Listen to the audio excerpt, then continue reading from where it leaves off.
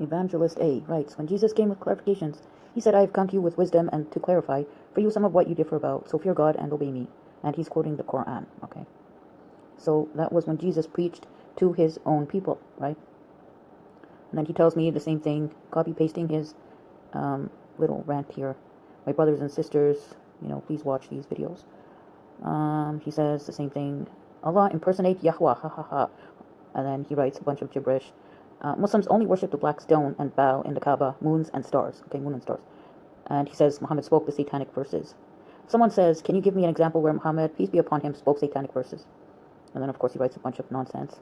It says, have you thought of Lat Uzza, Quran 53, verse 20, and Manat, the third one, Quran 53, verse 21. These are the exalted Qarana, intermediaries, whose intercession with Allah is helpful, which is misquoting the Quran.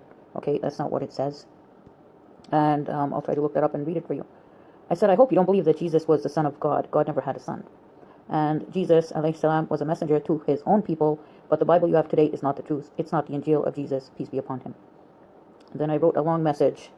I said, stop copy-pasting nonsense.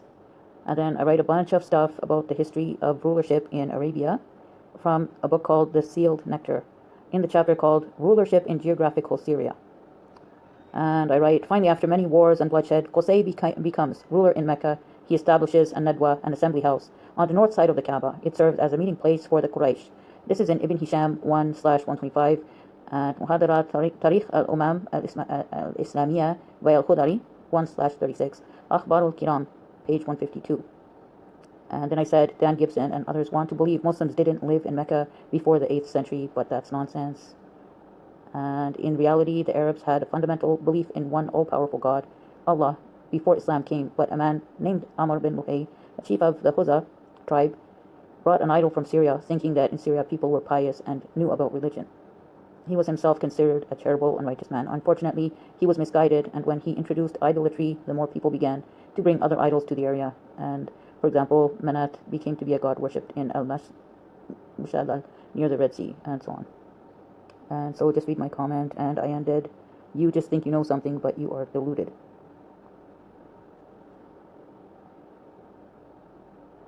Now I'll read to you from chapter 53, An-Najm.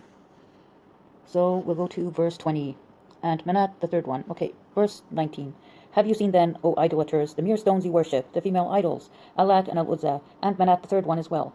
Okay, so now it's verse 20, and then verse 21. Will you betake to yourself only male offspring, while to God you ascribe female divines? And then it continues, verse 22 says, this then is a most outrageous division.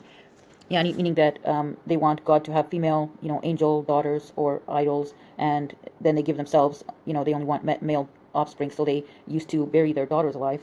So Allah is, telling them, is this how you perceive, justice, that God should have daughters and you should have sons, or that this is some kind of division? And then verse 23 says, indeed, these idols are nothing but mere names you have named, you and your forefathers. God has not sent down any authority for them in his revelations. Those who worship them follow nothing but mere conjecture.